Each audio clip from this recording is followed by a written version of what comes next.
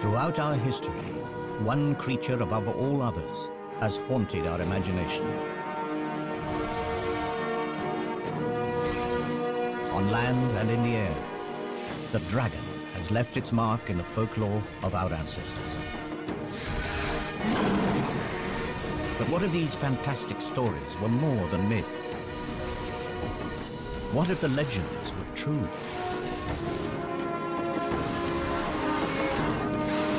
This is the story of a unique family that survived from the time of the dinosaurs to make a final stand in the Middle Ages.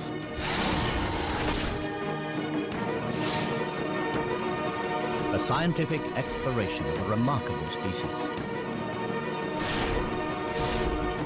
This is the natural history of the most extraordinary creature that never existed.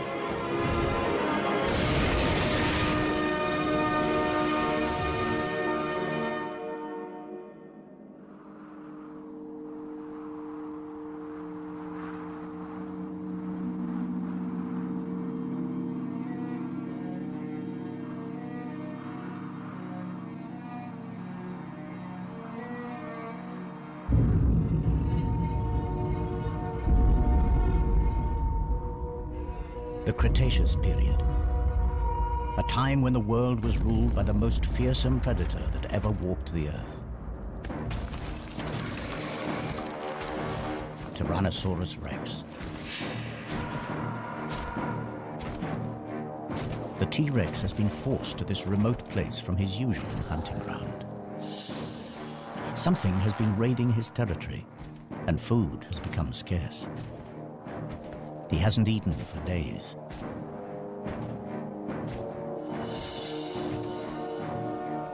At last, a potential kill. But the T-Rex is cautious. He has never seen a creature like this before.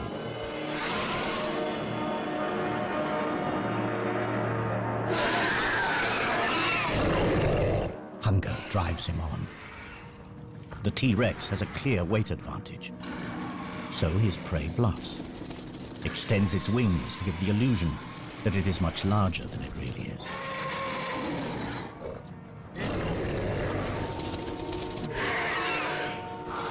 But the T-Rex isn't buying it. So the creature tries a different tack.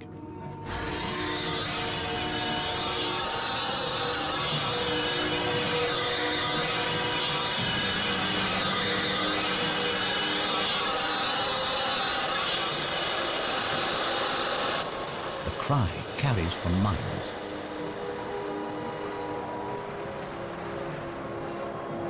To this predator's sensitive ears, the sound is incredibly painful.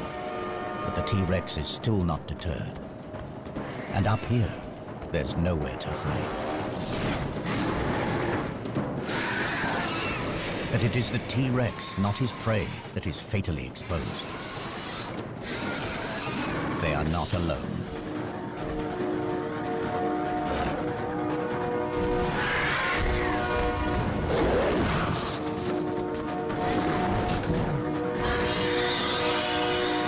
This is an adult female, a fully grown prehistoric dragon.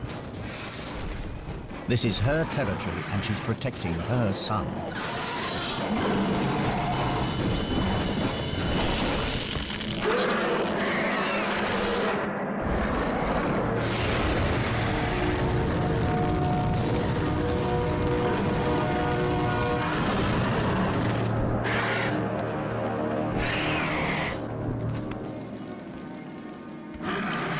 The Tyrannosaurus will not last the night. But the mother is also seriously injured. With a broken wing, she can no longer hunt to feed herself or her offspring.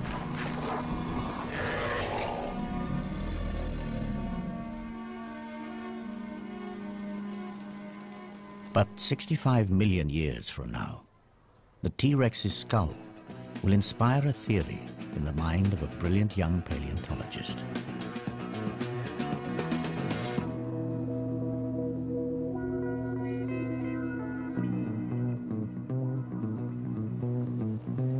This is one of only 3 intact T-Rex skulls that have ever been found. It all started 5 years ago when I discovered this complete T-Rex in Montana. It was big news. Dr. Jack Tanner, paleontologist, an overnight celebrity. But then, I blew it. I proposed the existence of an impossible creature. You see, my T-Rex skull was damaged in a very specific way. To me, the injuries were evidence of an attack by a predator unlike anything known to science. The evidence was undeniable. So I tried to get others to see things my way. The nature of these marks suggests that this skull was punctured by 3 sharp objects in an arc. It's a talon formation.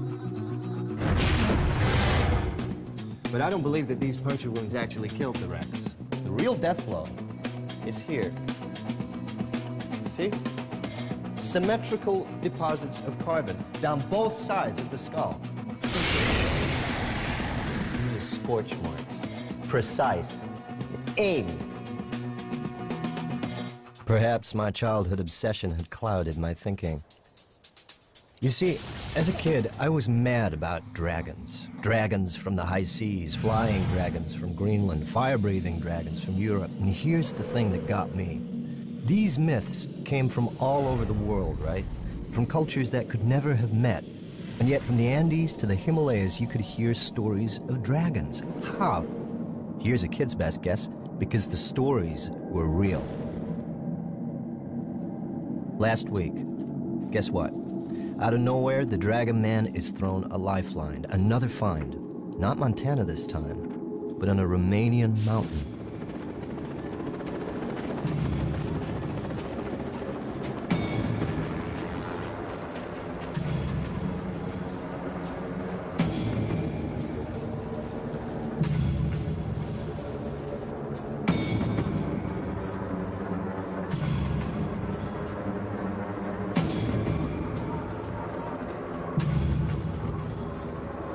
Extreme skiers had fallen into a network of ice caves.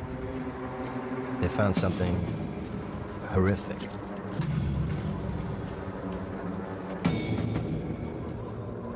A body, and it wasn't wearing the latest lightweight thermals. It was ancient. There's nothing the police could do with a 15th century corpse. This was a case for historians, not detectives. But police being police, they couldn't resist a nose around. They uncovered a medieval crime scene, a massacre.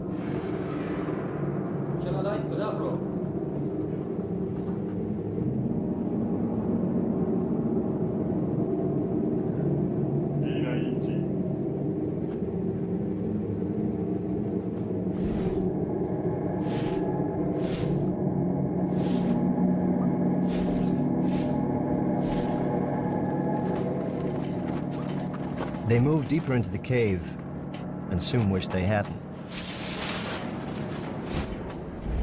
Now, I don't know the Romanian word for dragon, but someone said it.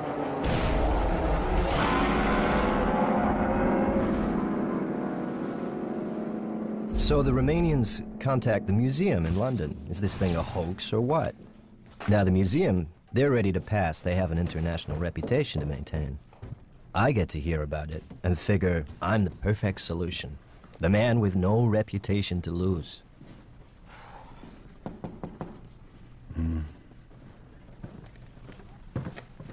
Have you seen the pictures? Every head of department has seen the pictures. And? Well, the museum's been formally asked by the Romanian authorities, in the strictest confidence, to help with this find. It's got them in quite a state. They don't know what they've got, and neither do we. Can I go? On the museum's behalf?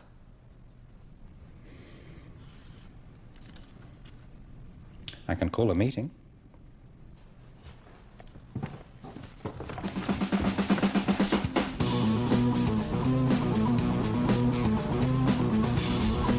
So here I am, with 2 of the museum's rising stars, who see me as a bad career move. We've got strict orders. If this thing's of any interest, get it shipped back to London. If it's a hoax, make our excuses and leave. If news gets out, I'm the fall guy. Either way, I lose. Unless, by one chance in a million, it's not a hoax.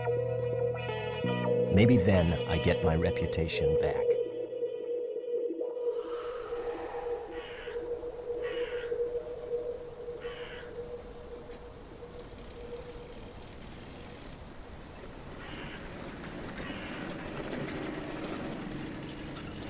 It starts badly.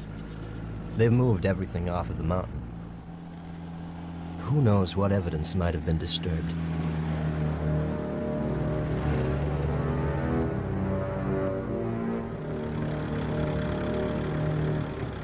So we're in the backwoods, at a makeshift mortuary in an overgrown shed.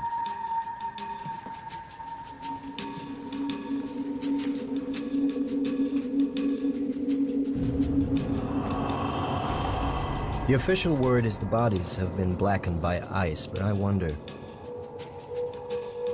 Ask me, I'd say they have a different story to tell. But I mind my own business. My assignment is through here.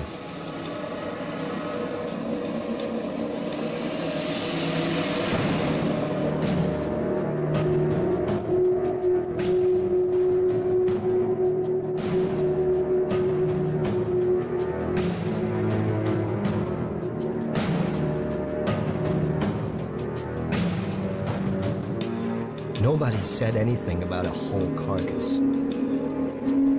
It's massive. I can see why the Romanians were cagey. I should be too, if I had any sense. This has got to be a hoax, hasn't it?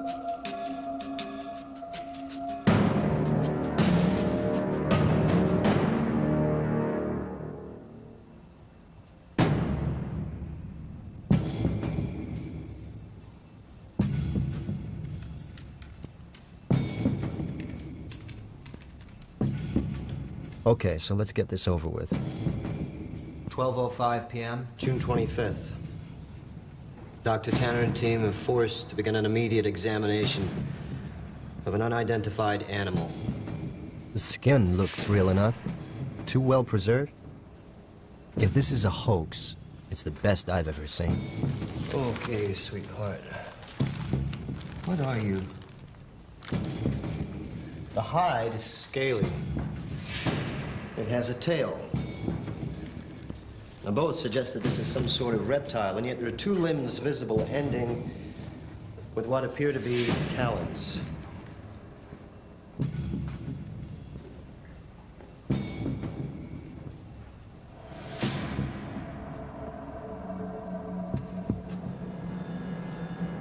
Now, these are general characteristics.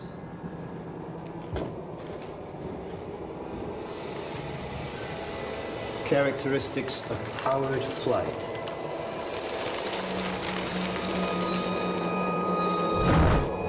Could this thing really fly?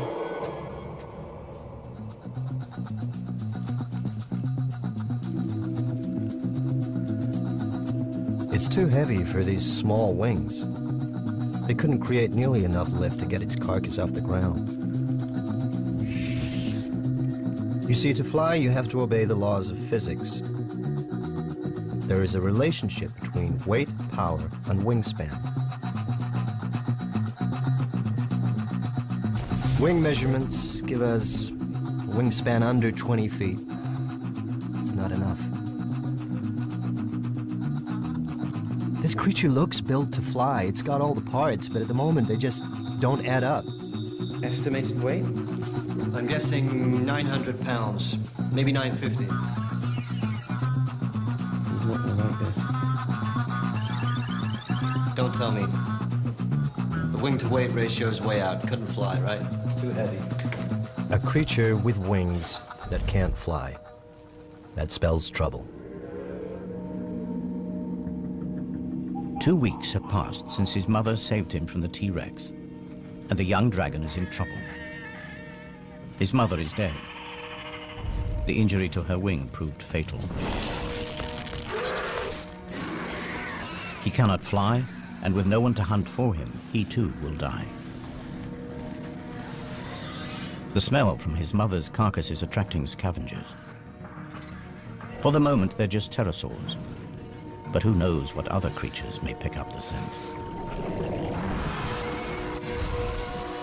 This dragon lost his mother at a critical moment. Somehow, he has to teach himself to fly before it's too late. And if he does get airborne, it will be thanks to one of nature's most astonishing feats of engineering. This just gets stranger by the minute. Internal scans show a massive heart. That's typical of flying creatures. Those chest muscles would need large quantities of oxygen-rich blood.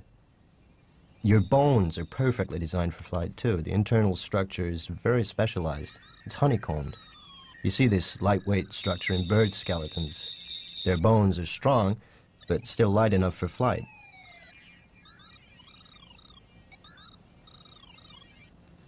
But you're still too heavy for those wings.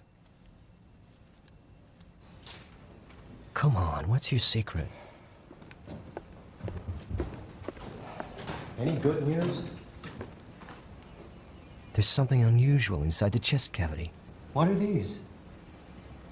The image is too fuzzy. We don't have time to speculate. I'm going inside.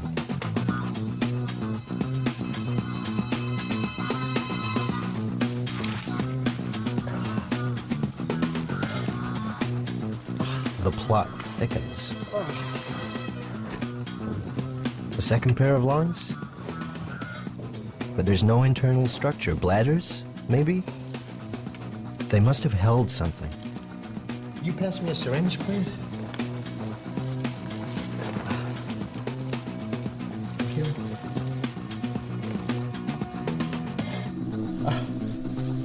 It's gas. Analysis, please.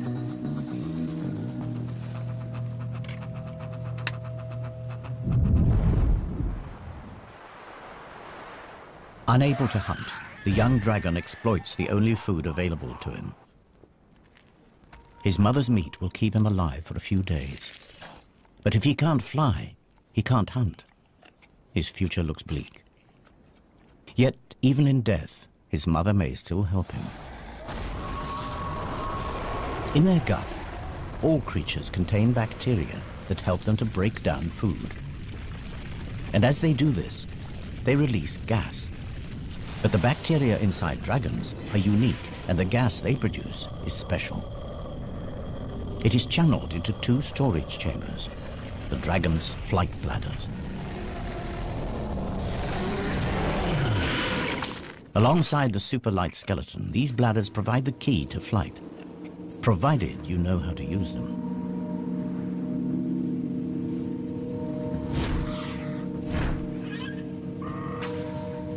This young dragon will have to learn fast. The scent of his decomposing mother has attracted the most dangerous creature imaginable. An aging male dragon. Its broken horns and dull markings betray a dragon at the end of his days, and this is bad news for our juvenile. Continuous battles over territory mean that most males never reach old age. But this dragon is still around. He's a survivor, and he's hungry.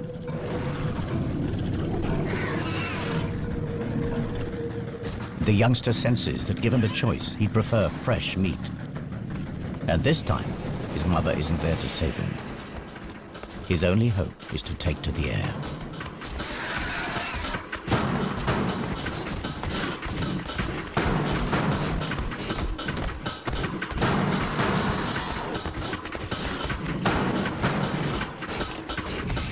Okay, gas composition, predominantly hydrogen. Hydrogen. It's 14 times less dense than air. It's odorless, colorless. You put hydrogen in a balloon, what happens? It floats away, right? The juvenile heads for the trees. The old male cannot fly here.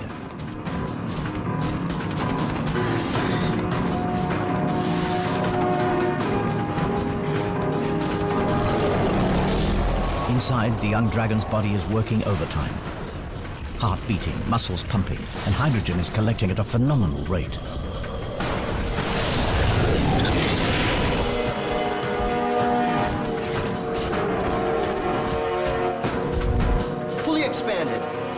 say is the cubic capacity of one of these things? 15 cubic feet. There are two. That's 30. 30 cubic feet. A pump full of hydrogen. What kind of lift does that give us? Not quite there, but maybe.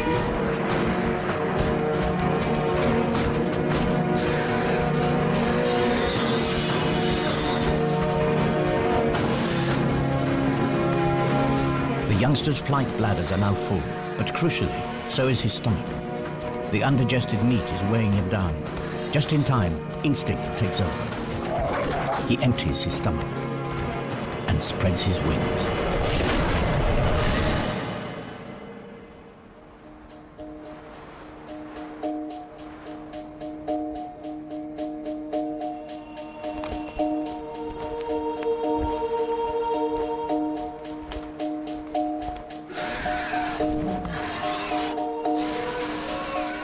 Exhausted, the old male abandons the chase. Our young dragon has found his wings, just in time, and for the very first time in his life.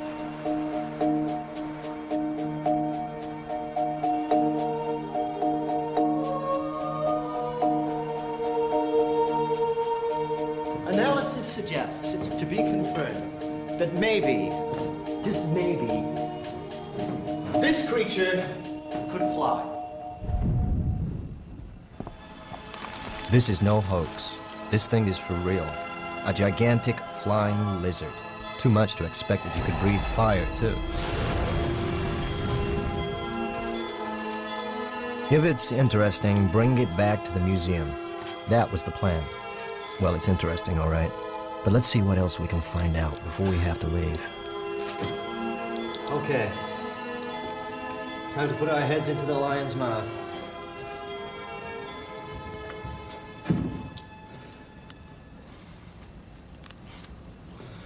It was clearly a carnivore, a formidable predator.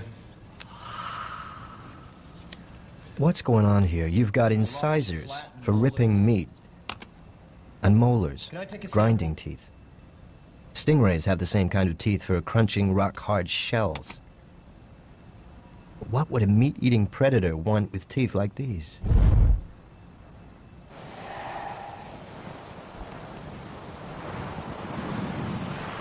Several years have passed, and our juvenile is now a young adult. But he is homeless. Without territory, he will never have a regular supply of food, and he will never mate. But his time has come. In the past, he has strayed accidentally inside the territory of dominant males. Today, there is no mistake. It is a daring act. Half of all young males are killed in territorial battles. The dull coat of adolescence has transformed into a vibrant display designed to intimidate rival males.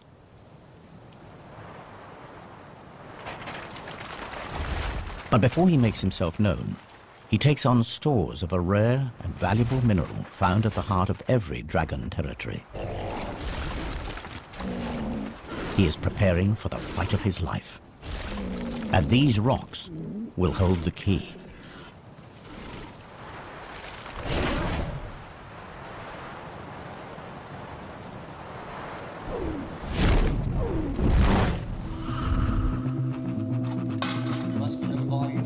The inner surface of the mouth is incredible. It's almost armor-plated. Ah, now this is something I've definitely seen before. A fleshy valve at the back of the throat. This flap is very similar to the false palates found in crocodile throats. Crocs use it to stop their lungs from flooding while holding prey underwater.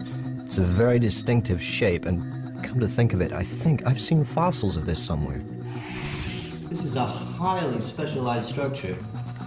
Can you scout the excavations and dig sites and museums, see if anything like this bone has popped up anywhere else? Or maybe it's an adaptation. Maybe it wasn't used to prevent water flooding the lungs. Maybe it's to prevent a backdraft of fire from burning the throat. Boy, when you say it out loud, does it sound lame. It doesn't look like fire ever came out of this creature's mouth. There's no carbonized food residue, no signs of charring whatsoever. Says if all the tools are here, they just haven't been used. Perhaps it didn't breathe fire at all. Well, maybe you're right.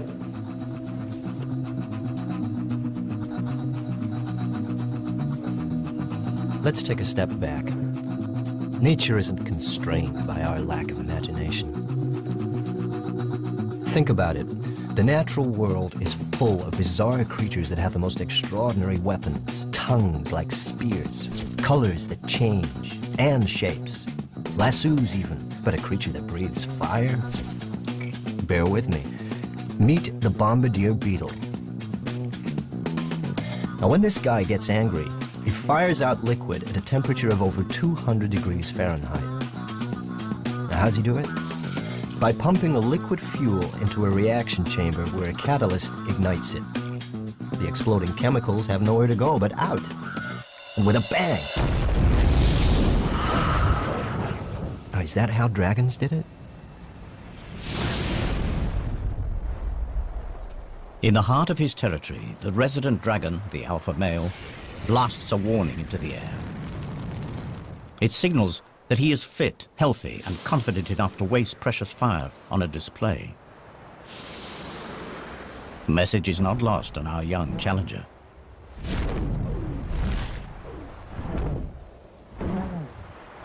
If he has any chance at all of winning this duel, he must be at his very best, because the stakes are high. With territory comes not only a guaranteed supply of food, but the one thing every young male needs if he is to leave his mark on the next generation: females. And this female is the reason he is here. She's in season, and for just 1 month will breed with the alpha male. He's killed for her before, and he'll do it again.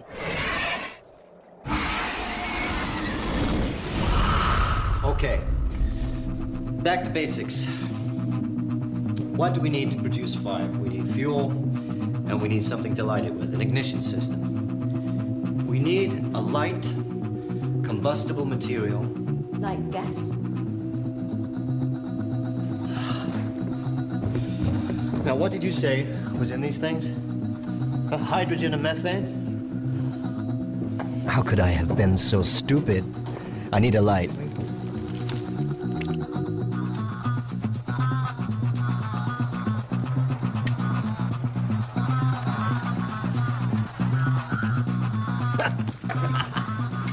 It's hydrogen and methane, both combustible gases, both lighter than air.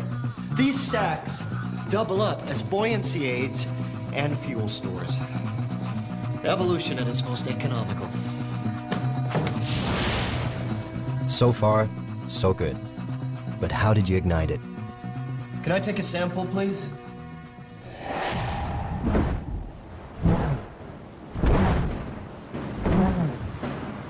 The alpha male is an experienced warhorse. With nothing to prove, he's lost the bright colors that mark out the young challenger.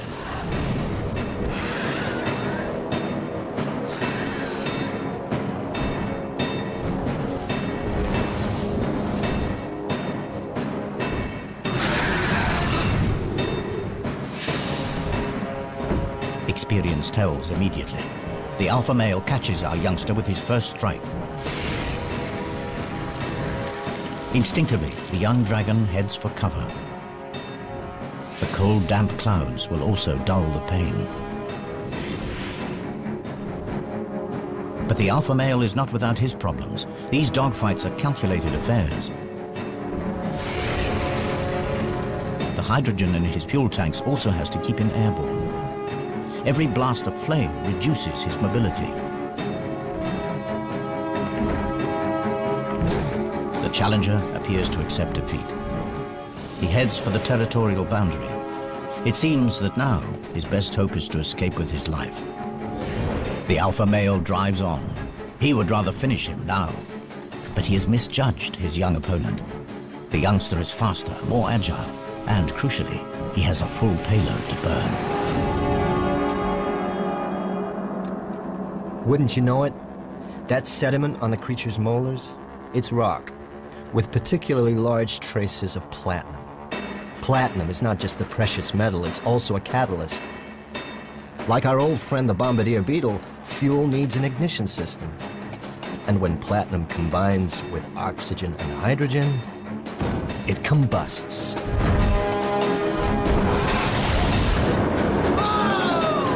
It produces fire.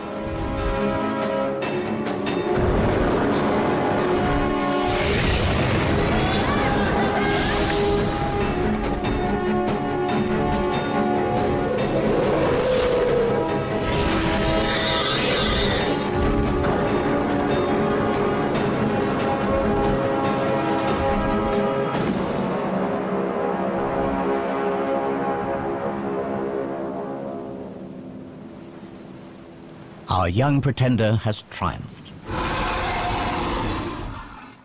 The female prepares to accept her new dragon overlord. All his life, he's fought the odds, and at last, he's made it. My theory was right after all, and you're the proof. You could fly, you could breathe fire. 65 million years ago, one of your ancestors killed my T-Rex. So how did your ancestors survive when the dinosaurs didn't? The natural history of our planet tells me that it simply couldn't have happened. 65 million years ago, at the peak of our dragon's success, a curtain comes crashing down on the Cretaceous period.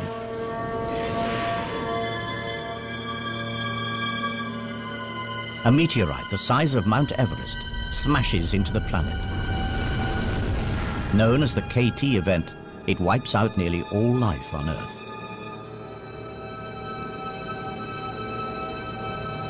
But somehow your species did survive. How? If the KT meteorite finished off the dinosaurs, how did a giant species like yours survive? Let's think straight.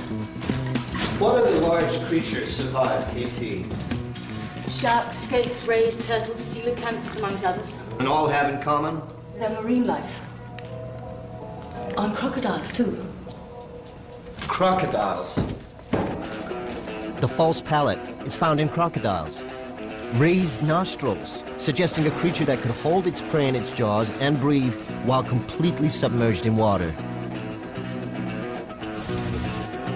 But this creature didn't swim, it flew. It has wings and talons, not webbed feet, suggesting the palate must be an evolutionary relic. Somewhere in the dim and distant past, this creature's ancestors lived in water. You swam from extinction.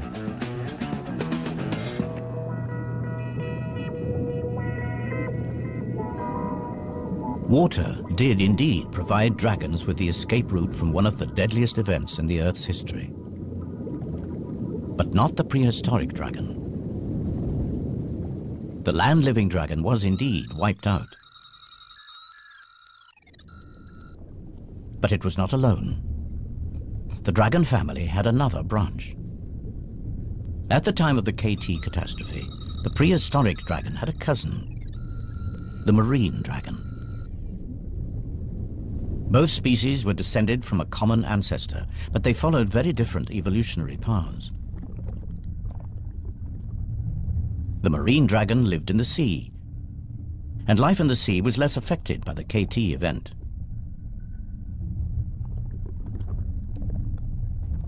As they evolved, their flight bladders became swim bladders. Their large wings reduced to become fins, and their powerful tails became rudders. Marine dragons thrived.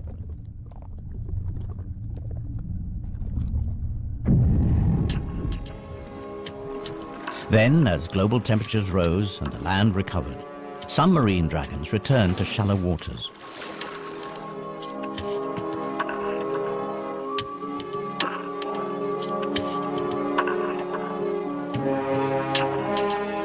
Through estuaries and rivers, they eventually made their first tentative steps back onto land.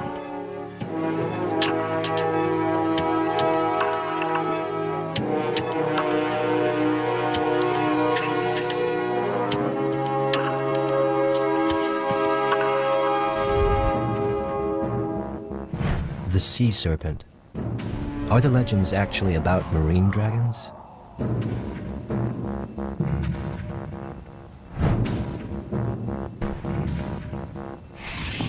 That false pallet, guess what? Looks like it's turned up at a dig site. This could be our missing link. Well, what kind of environment are we talking about? Forest. What kind of forest? Bamboo. I knew I'd seen the pallet before. It was in that excavation in China. I thought it had been from an extinct branch of crocodilian. Turns out to be much more exciting. So the water dragon came back on land and evolved into new species, at least one of them in Asia. Forest dwelling. What would you be like? Well, in Chinese mythology, dragons are low-slung, elongated, slender.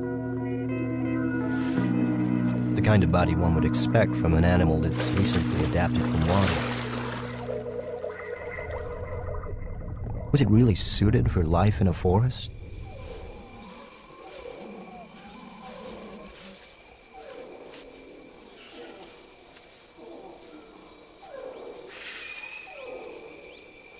The dragons that return to land discover that the prehistoric world has changed.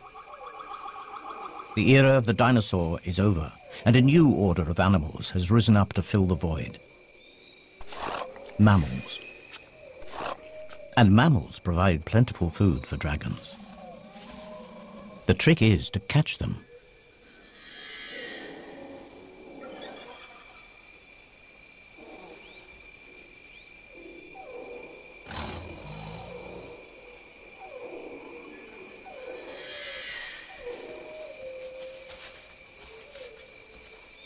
The superb camouflage and silent movement has made this dragon all but invisible in the bamboo forest. The wings on this dragon are too small for flight, but the flight bladders provide gentle lift and allow her to glide silently across the forest floor. The markings on her skin break up her outline in the dappled forest light. And to be sure, this massive relic from the age of the dinosaur has had to develop new tricks. Hunting mammals in this compact environment requires tremendous guile. Small, fast, and agile, mammals have incredibly acute hearing and smell. Alerted, they can disappear in an instant. Positioning herself downwind from her prey, she lies in wait and listens intently.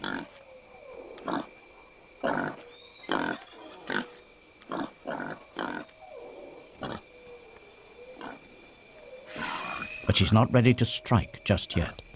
Not before unveiling a highly specialized weapon that gives her an edge against this wary prey.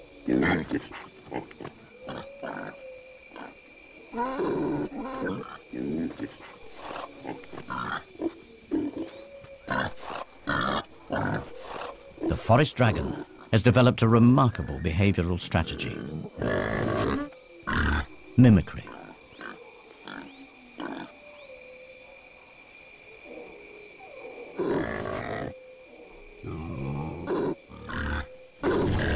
By carefully controlling the flow of gases from her flight bladder, she manipulates her voice and entices her prey.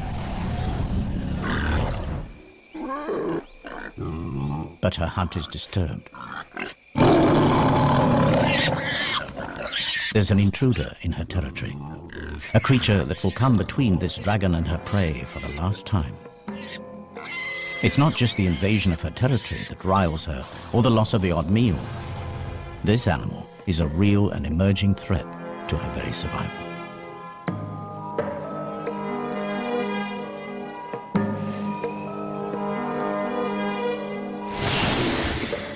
A glide is the best her stunted wings allow. But she has the scent now and is determined to finish things.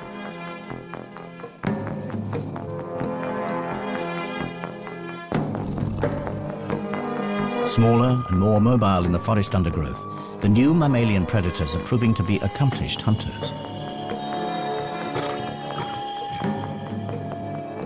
Left alone, these predators will outcompete her for food, and she would starve. She isn't going to let it happen. The dragon closes to striking range. She blends into her surroundings, unseen, but not unheard.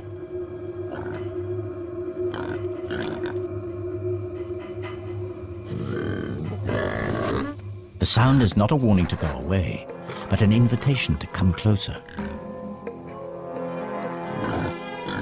The tiger senses a meal.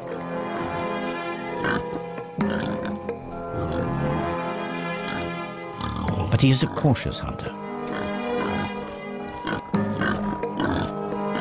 The dragon tries a subtle change of pitch. The prey sounds distressed. An injury, perhaps?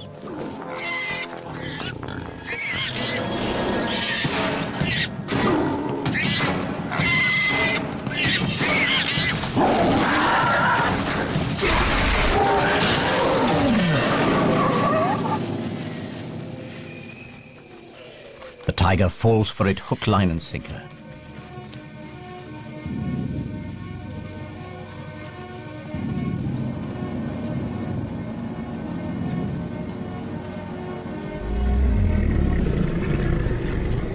One less rival, one more meal. The kill is taken to a clearing.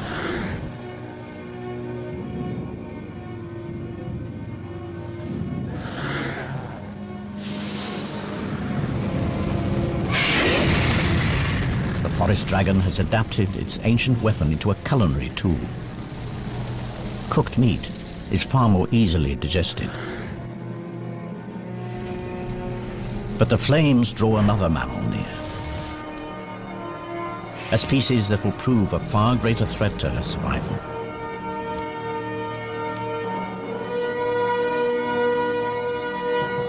I came here to expose a hoax, and suddenly a whole reptile family is coming to life. What a family. Of all the prehistoric giants, only yours survived the KT catastrophe. And you weren't the only dragon. Seems there was a forest-dwelling Asian dragon, a sea dragon too, just like the myths. Could there have been others? I need more time.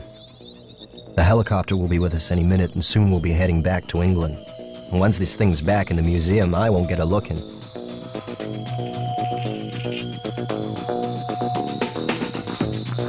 Until then, we'll keep scanning.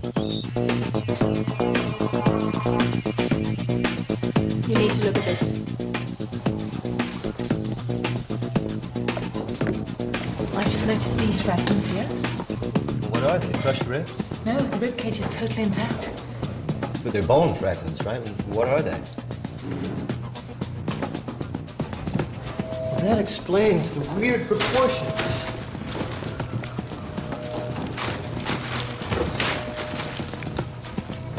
Of course. It's got 4 legs. And 2 wings. 6 limbs. No vertebrate that ever lived has 6 limbs.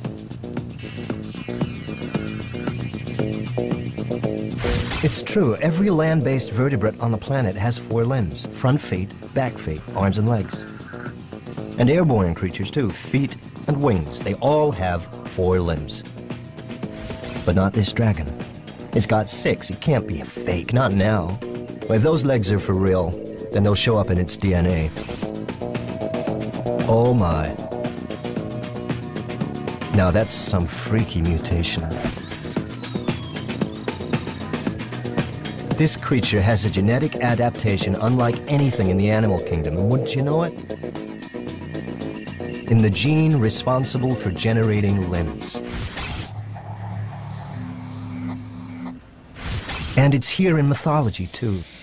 The Chinese, the Aztecs, Polynesians, they all drew images of creatures with the same adaptation, giant 6-limbed reptiles. The clue was there all along. How could I have missed it? These drawings aren't wild imagination. They're records. These primitive people were telling us something, and we weren't listening. And if the images are accurate, then there are even more evidence that there were many types of dragon and they lived everywhere on the planet. Okay, we've got evidence for a marine dragon, the sea serpent of legend, a forest dragon that lived in Asia, the Chinese dragon that adorns 1,000 pots, and you, well, let's call you the mountain dragon. Have you left your mark on European folk history?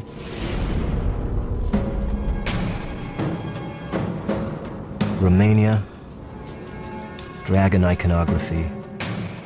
Here you are, recorded in stained glass.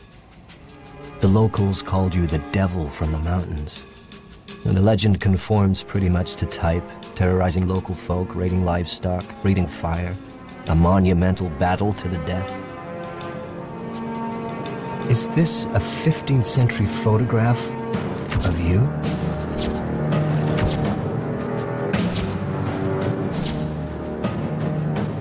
So the local farmers gave you a name, the Mountain Devil. And what kind of devil were you? We're down to the wire. They'll be moving the body out any minute, and I'll have to leave with it. One last check. Could we have missed something? What's that in the heart? It's something embedded in the right atrium. That's not organic matter.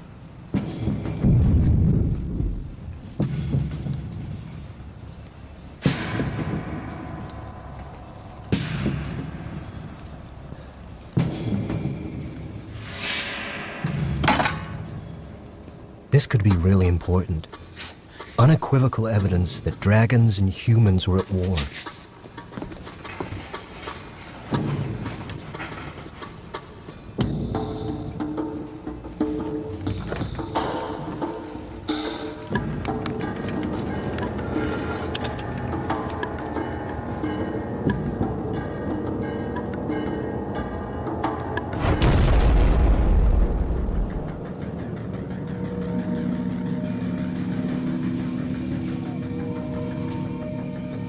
Throughout the age of mammals, dragons survived. But their survival was precarious. Fire was the ace that kept them one step ahead of the competition.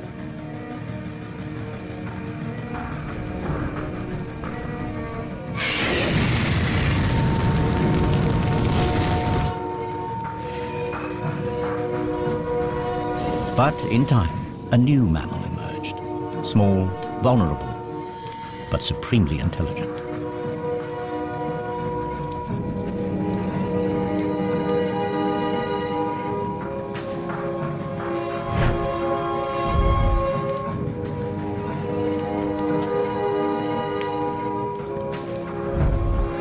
Physically, man was no match for a dragon, but he recognized the possibilities of fire.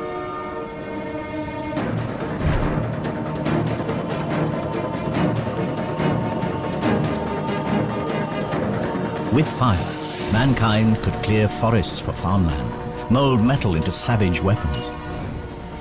In the evolutionary blink of an eye, mankind was pushing the most deadly predator in the natural history of our planet to the verge of extinction. They had turned the dragon's most potent weapon against them.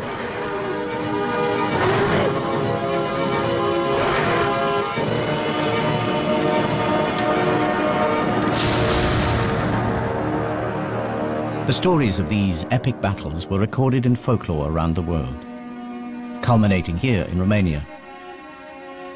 A dark story passed down through generations. The story of a demon on a mountaintop, and of nights drawn into the mist, never to be seen again. Until now.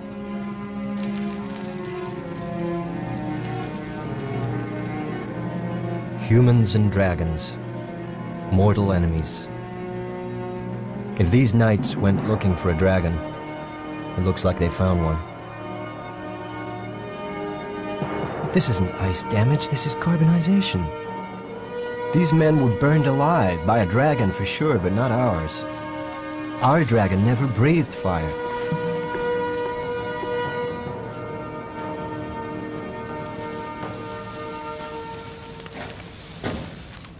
We haven't finished yet. Yes, we have.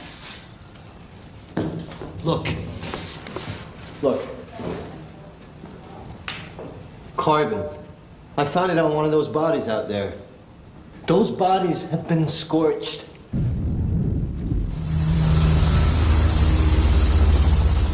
They're right, of course. It's the find of the century, and we can't risk it turning to mush. But the mountains are calling me. What did those men find up there? They're ready for it!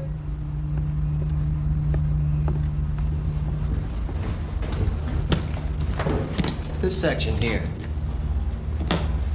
Am I misreading this? Is this a reproductive system? These are oviducts, right? Small ovaries. The female. Yet there's no evidence of follicular activity. The reproductive tract is immature. It's a juvenile. It's a baby. That clinched it. The creature in the autopsy room was a baby.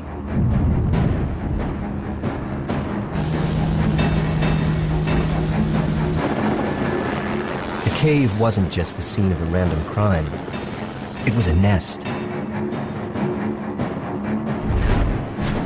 The local myth is starting to sound remarkably like an accurate verbal account of a real event. The knights weren't killed by our dragon. They were killed by an adult, perhaps defending its young. And a dragon corpse can tell us how their bodies worked, but a nest, it can tell us so much more, how they lived. My guess, up in those mountains, we'll find evidence for a dragon family. Tanner is about to unravel a medieval tragedy. It is the 15th century, and a mountain dragon is under threat.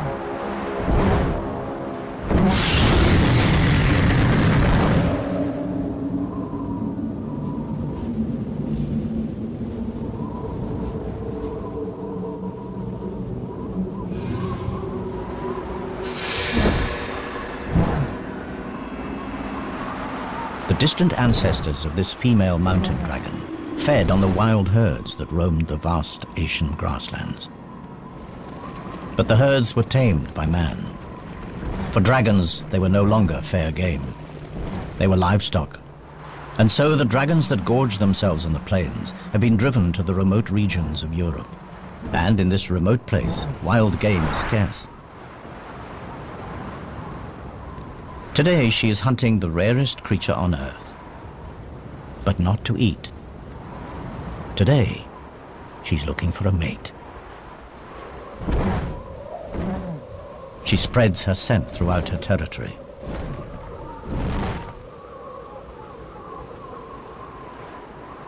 Strong winds carry the pheromones south.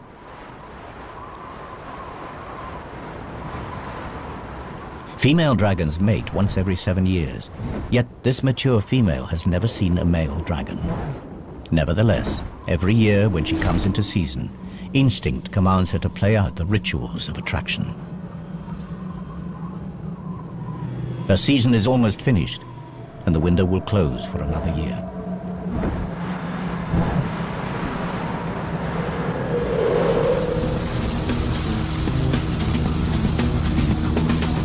Another change of plan. Something interesting about a half mile below the cave.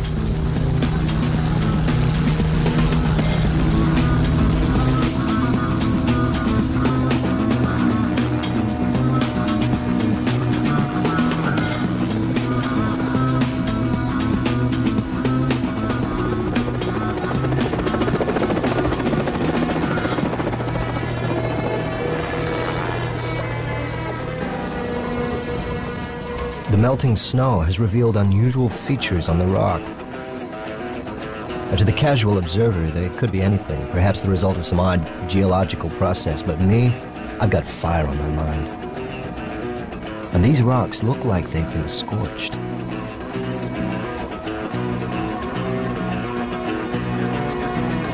No, don't worry about samples.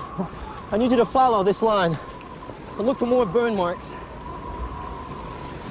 And tread carefully, watch for hidden crevasses. Okay, approximately 2 hours due south from the drop-off point, heading towards the scene of death. Can you take a GPS reference? Okay. Evidence of discoloration of the rock. Seems to have been subjected to a blast of intense heat. It's literally scarred the rock. These rocks have been burned to melting point in symmetrical lines. The dimensions are frightening. Lightning couldn't do this. Forest fire? It's not likely. We're halfway up a mountain at the edge of a glacier. The lair is nearby. Was there some kind of fight?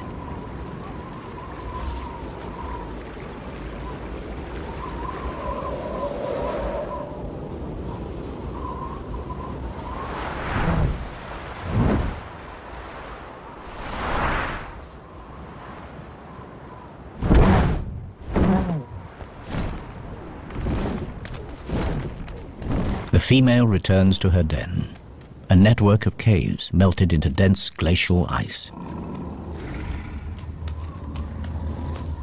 Despite the cold temperatures outside, in here the temperature is relatively warm. Like an igloo, the thick walls retain heat. But the mountain dragon has another line of defense against the cold. From her marine ancestor, she's inherited a blood protein that prevents her tissues from freezing. It has proved vital to her species as they are forced into increasingly inhospitable habitats. Soon it will be autumn, and her metabolism will slow as she prepares to hibernate through the bitter winter.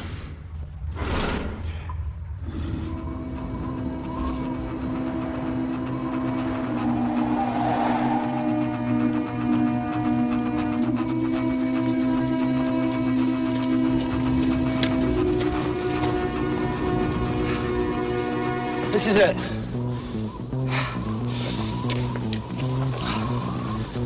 Why would you choose such a remote, inhospitable place to live?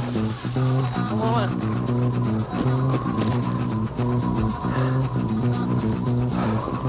Well, police have done their job. Now it's our turn. Set up ultrasonic mapping and grid digital tiles of all the surfaces. We need to get a clear picture of what this place looked like 600 years ago. Can you begin excavation of the floor and the walls? Any extra forensics that we may have missed that may give us some clues as to the nature of the creature? I'm on it.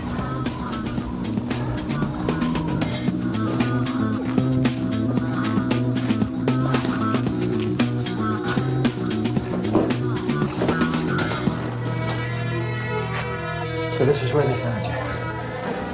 Gridding tile 1, set. The laser scanner will help us build a map of this place, and then we can accurately record the position of everything that we find. Any mapping results yet? I've gridded most of the cave, but it's a labyrinth in here. It's anyone's guess what's behind these walls. Glacial movement. Set those echo scan charges at minimum. We don't know how unstable this place is. Echo scanning. Small explosive charges send shock waves into the ice. The echoes will tell us what's behind them.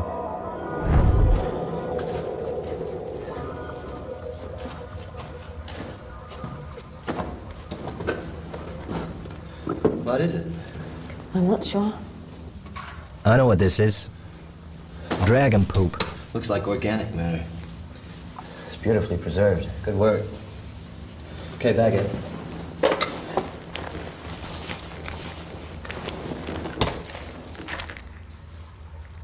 Sorry. Evidence of bone shards. Look, these look like fruit stones. Date stones? Not many date palm trees in the Carpathians 600 years ago. It's possible that she strayed, but it's more likely that this is the feces of another. And so the next question, why would you travel such an immense distance across the continents and the climates? What could possibly attract you to this place? Whatever dumped this had its last meal in a much warmer place. Somewhere a long way from here.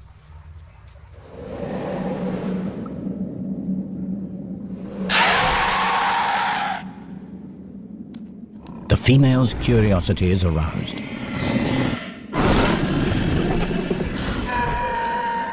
It is a sound she has never heard before, yet somehow it seems eerily familiar. She is compelled to investigate.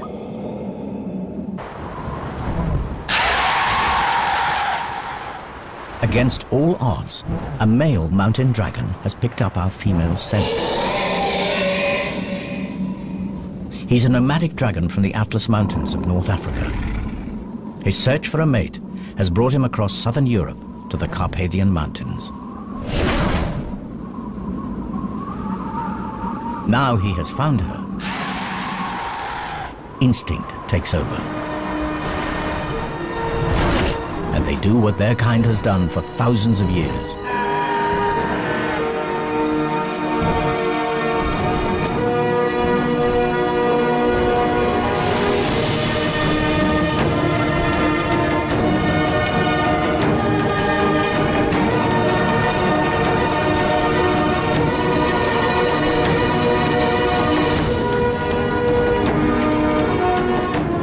It is a courtship ritual that is as perilous as it is spectacular. At the height of her climb, they lock talons and drop in a dazzling free fall. It is the ultimate test of faith.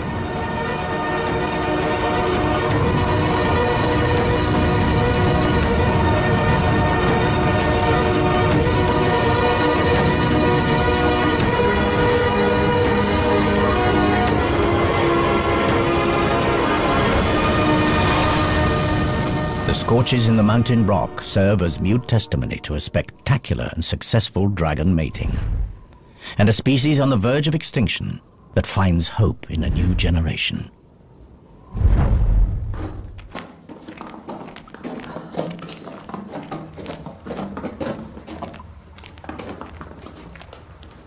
What is that?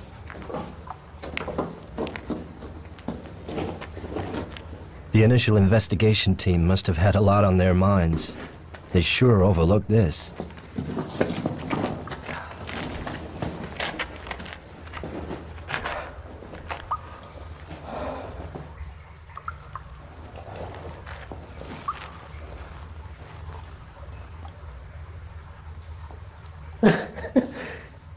It's a nest.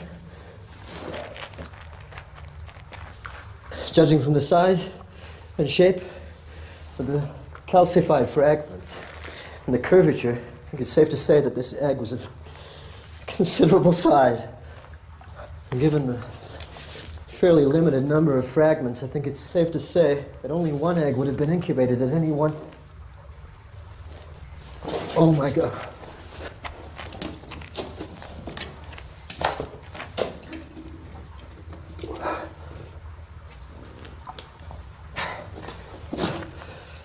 Two eggs in a clutch, but only one of them made it.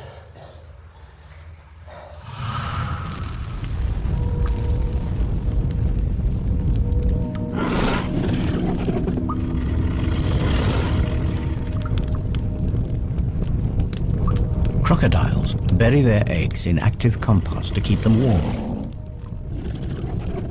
Dragons have a much more direct method.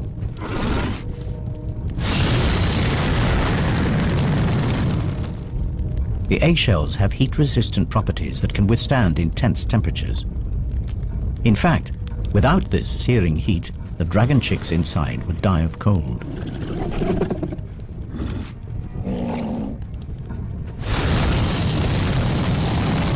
The rocks shield the eggs from the direct blast, but they also retain heat, releasing it over a long period and keeping the temperatures inside the nest stable.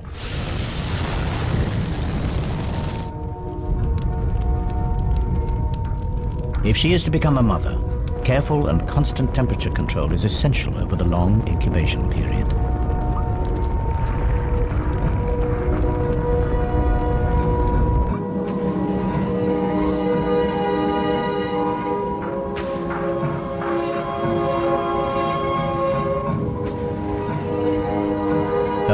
returns from hunting. He has been unsuccessful again.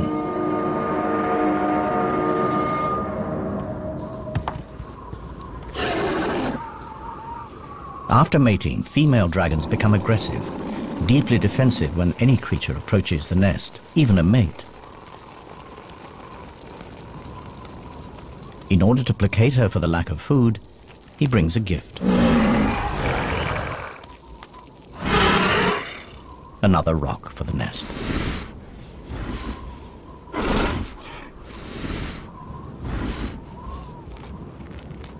The male is now clear to enter the cave. The female will take her turn to hunt.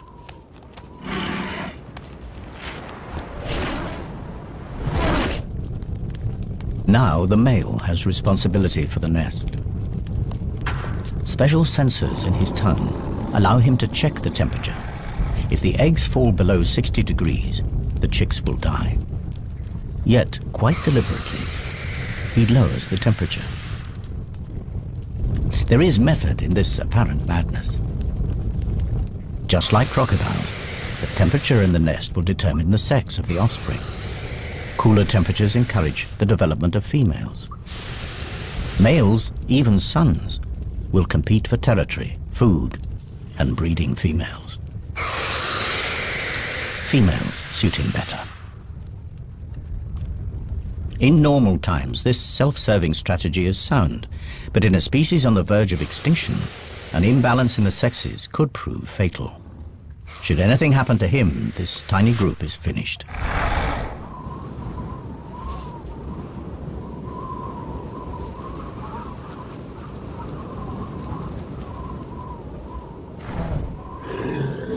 The female returns empty-handed from another hunt. The male is not at his post.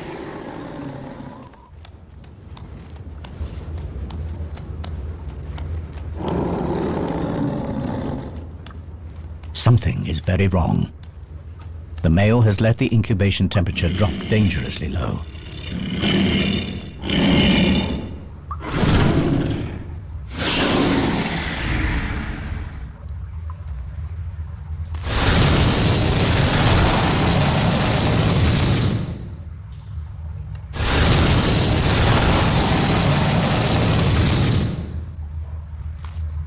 It is already too late for one of her chicks, but one might survive.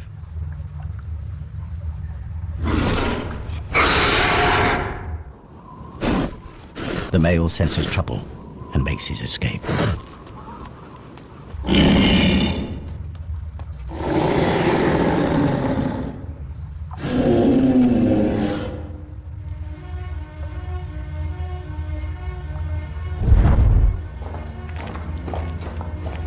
The cave continues to yield up its secrets at a fantastic rate. Bones from a domesticated sheep. You are preying on local livestock. Silly girl, you are playing a very dangerous game.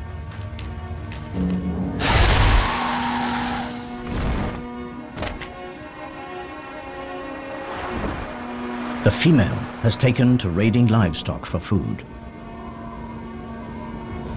She has good reason. This is her daughter, and her survival is the most important thing now.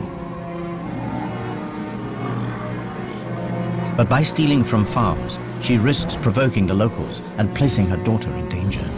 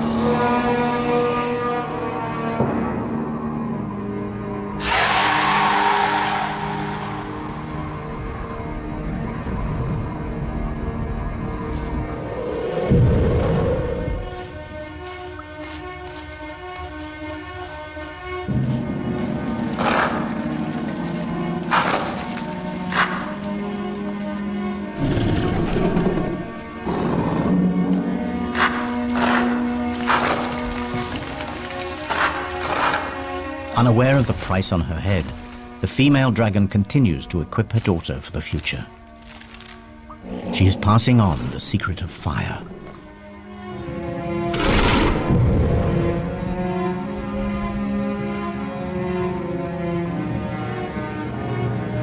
These marks could have been made yesterday.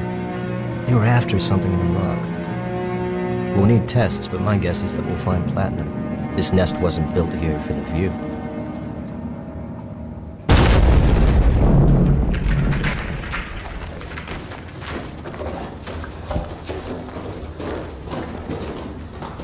I've got the results through. Yes, look, one chamber through here. There's a second chamber behind us here. And there's a third chamber right over there. 3 chambers. We've only got time to go into one, so what do you want to do? I have no idea. Wait a minute. What's that? There's something on the rock.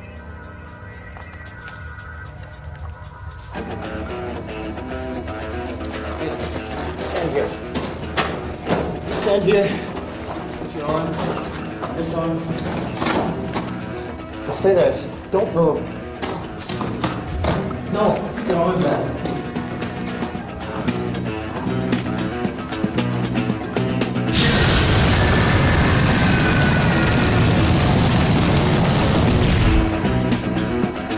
Whatever created that blast mark came from behind this wall. Set up the rover. We're going in here.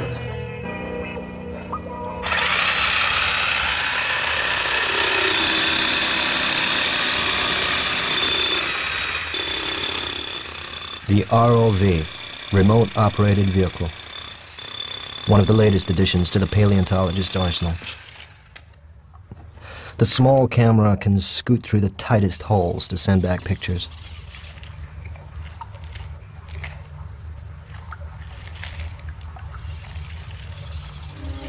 Padre nostro, sia santificato il tuo nome, venga il tuo regno, sia fatta la tua volontà, come in cielo e così in terra. Dacci oggi il nostro pane quotidiano.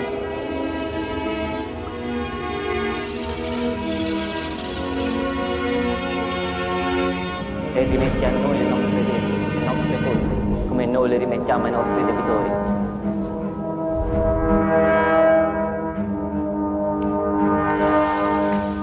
E non ci indurre in tentazione, ma liberaci dal male. Amen.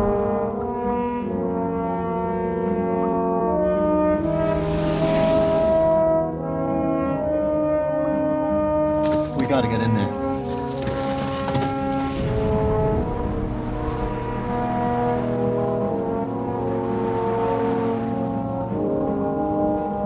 After feeding, mother and daughter bask in the sun's warmth. Their wings soak up heat like solar panels.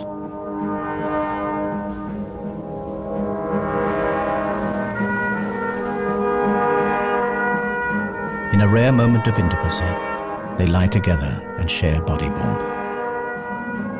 Soon the mother will have to hunt, and her daughter will be left unguarded.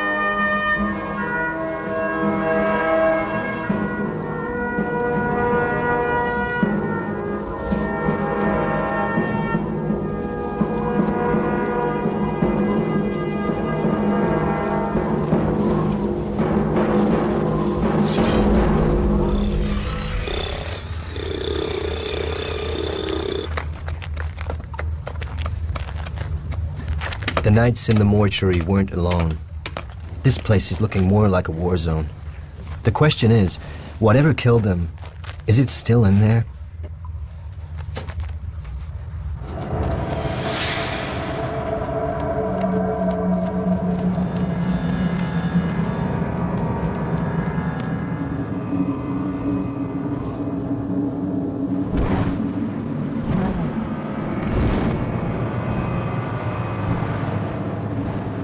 With summer drawing to a close, the dragon is desperate to fatten herself and her baby before they hibernate. And in her desperation, she has all but cleared the local farms of livestock.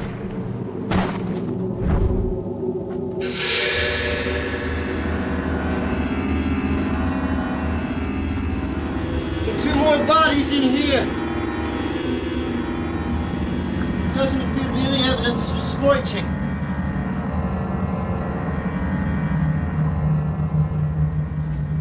I'm getting closer. I know it. Where are you? Wait, there's another passage. I'm going through here.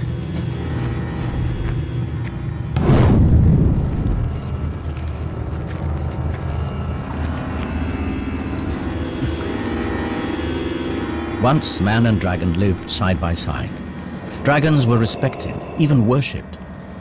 Now they are hunted like vermin. Man has driven dragons to these remote habitats. Now even here, they are not safe.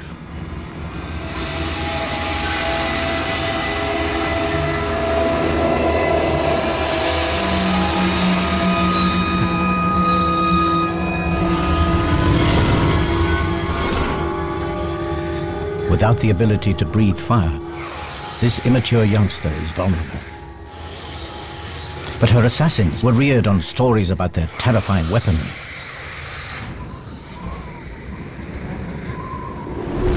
Wary of the fire-breathing devil, they are cautious. Eventually, they sense that this dragon carries no threat.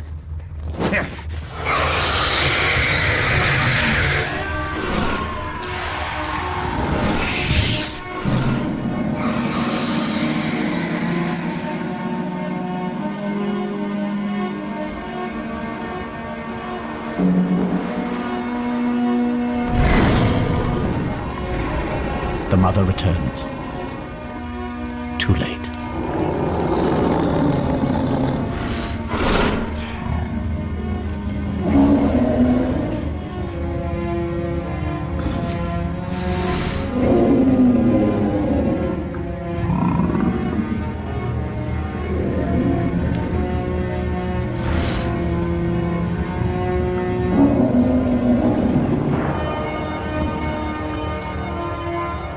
But her grieving will have to wait. She catches a scent, chilling yet familiar. In a final insult, the assassin wears the blood of her daughter as a trophy. These warriors may have survived many battles, but nothing can prepare them for the fury. They are about to reap the whirlwind.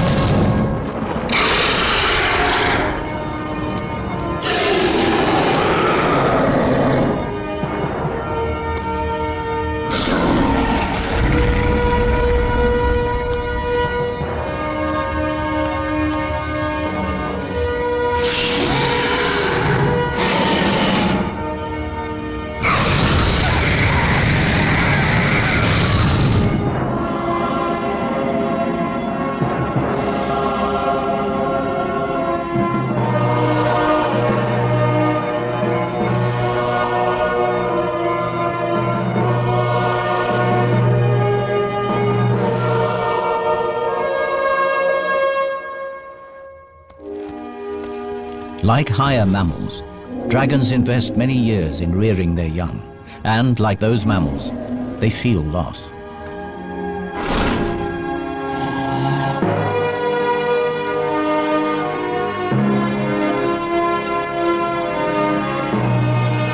But the trauma of her daughter's death has brought the female dragon into season. She may still be mourning, but her body knows that to survive, she must mate again.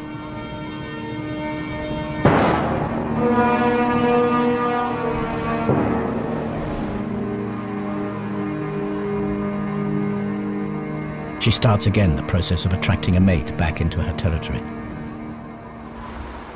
She displays the armor from her daughter's assassins. Dragons are naturally attracted to reflective objects. It is a long shot, but perhaps a glint might catch his eye. The chances are that he's no longer alive. There's nowhere left to hide.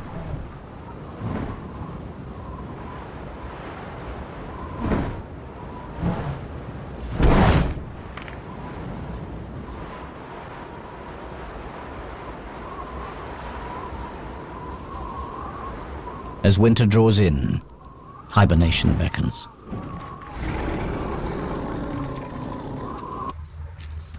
She'll have to survive the winter on her meager reserves of fat. Her body temperature drops dramatically, and she goes into suspended animation. All her usual functions are placed on emergency status, and her hydrogen reserves fall to almost zero. And in this state, she's as vulnerable as her daughter.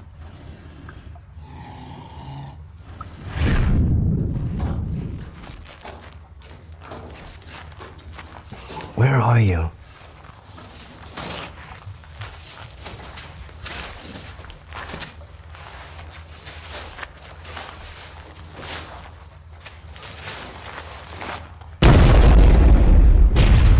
Another body! A spear.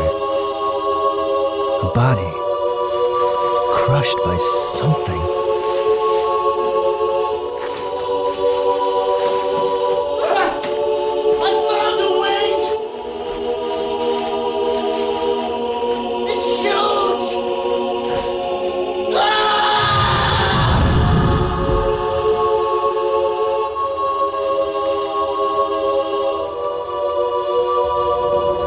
The female is woken from her torpor. More men have made the climb to her lair. This time they are better prepared. Mercenaries paid by the local farmers to settle the score.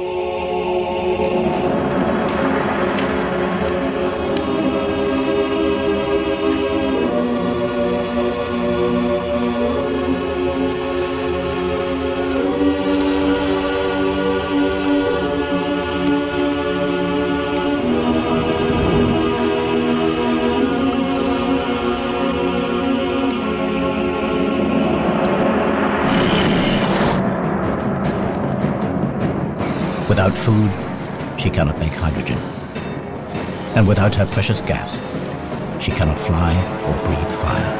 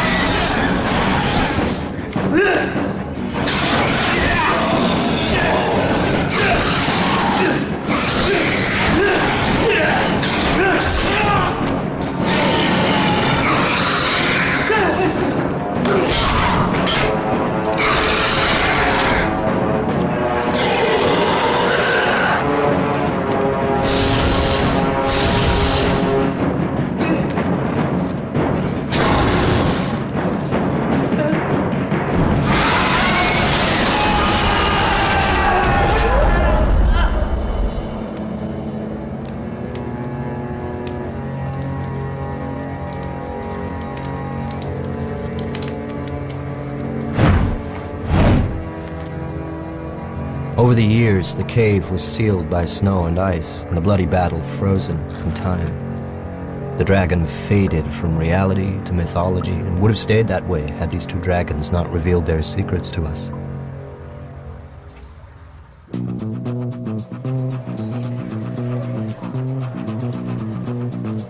I left the museum with my reputation in pieces. I returned with the story to end all stories, and evidence that will rewrite natural history. The creatures of legend were real, but the legends gave a twisted view of reality. I fill my colleagues in about the fantastic family that we have unearthed. A group of animals that lived alongside the dinosaurs, that escaped annihilation by going underwater, that re-emerged all over the globe, claiming forests and conquering mountains. But I can tell that they're not listening. They want to see the evidence firsthand. And who can blame them? This way. And goggles on, please.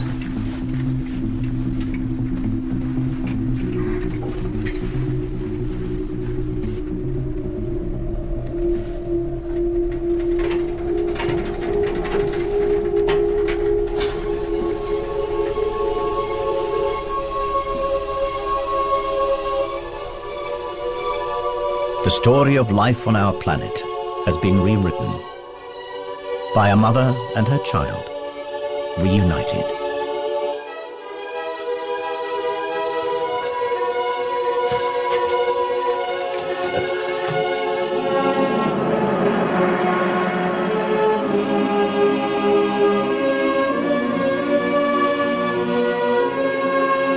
And that's what we have here, the last of a legendary line.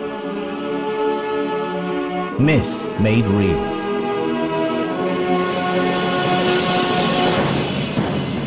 The myth of a sheep stealer. The reality of a mother struggling to feed her young. The myth of a vicious beast. The reality of survival at any cost. The myth of knights that climbed a mountain to slay a dragon. The reality, persecution and extinction. Now every dragon myth from around the world begs the same question. Were they real too? And the most important question of them all, were these really the last dragons?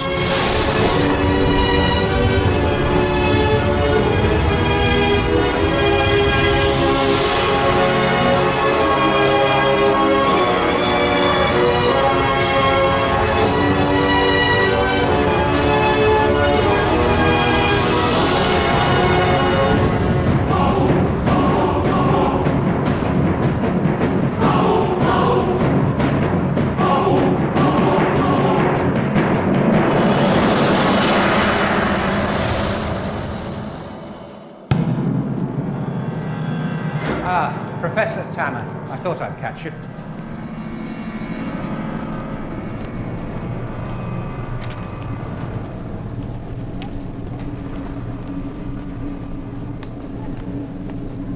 These were taken 2 months ago.